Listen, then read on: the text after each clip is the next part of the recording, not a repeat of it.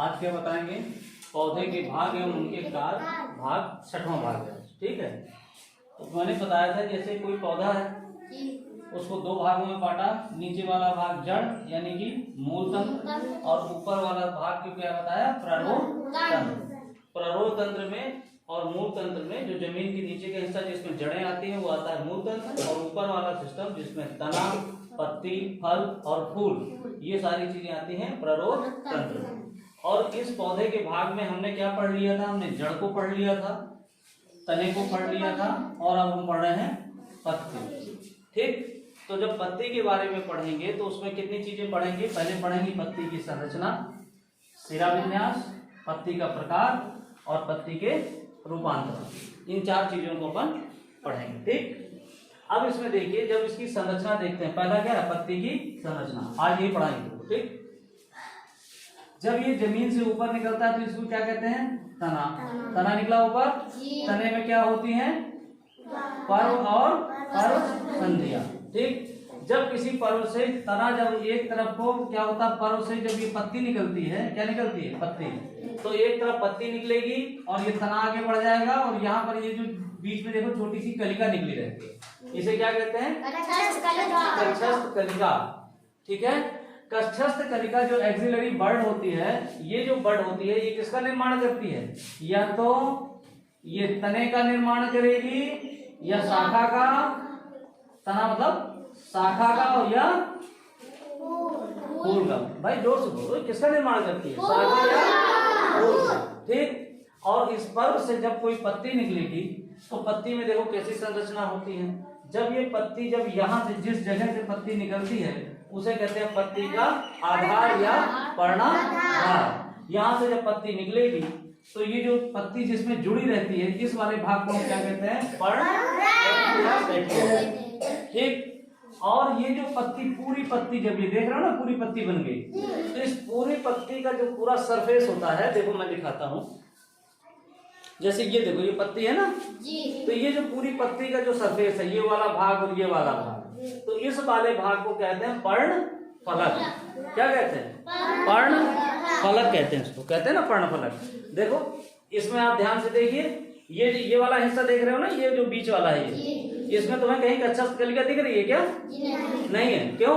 क्योंकि इसकी कक्षस्थ कलिका क्या बना चुकी है? शाखा बना चुकी है। अब इसमें कक्षस्थ कलिका नहीं दिखेगी, और उसी में क्या लगी हुई है? पत्ती लगी हुई है। अब मान लो ये जैसे पत्ती लगी है, तो पत्ती का ये वाला हिस्सा क्या कहलाएगा? पर्ण फलक। ये वाला हिस्सा जिससे पत्ती जुड़ी है, इसको क्या कहेंगे? इसको, इसे क्या कहेंगे? पर्ण आधार।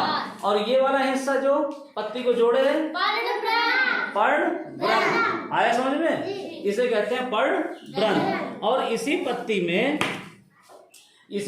में जब आप देखेंगे कि ये जो पर्ण व्रंत है वो आगे जाकर के कहाँ पत्ती में बीचों बीच चला जाता है ऐसे, तो वही पर्ण व्रंत अब ये क्या कहलाता है?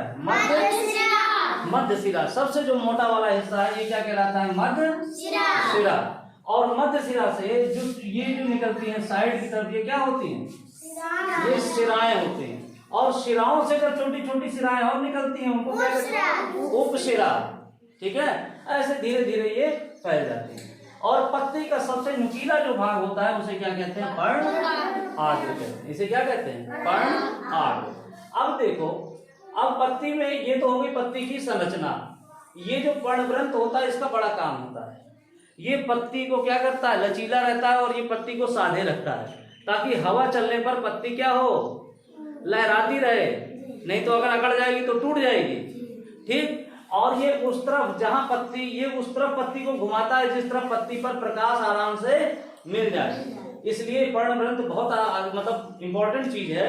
पर्णव्रंत पत्ती को सूर्य यानी सूर्य के प्रकाश की दिशा में रखता है, और इस तरह से उसको मतलब थामे रखता है ताकि उसको फ्रेश हवा यानी ताजी हवा भी उसको मिलती रहे। ये हो गया पर्णव्रंत का काम। ठीक, और मैंने तुम्हें ये बताया जो मध्य सिरा है, वो मध्य सिरा आखिर है तो तने से ही निकली हुई, तो जो संरचनाएं तने में पाई जाती हैं वही मध्य सिरा में भी पाई जाएंगी, वही सिराओं में और सिलिकाओं में भी पाई जाएंगी, छोटी छोटी है ना, उनमें भी पाई जाएंगी।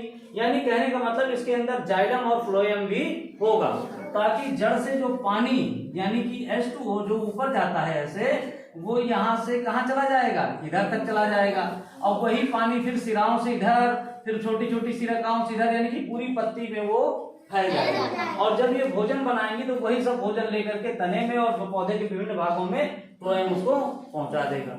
ये हो गई पत्ती की संरचना।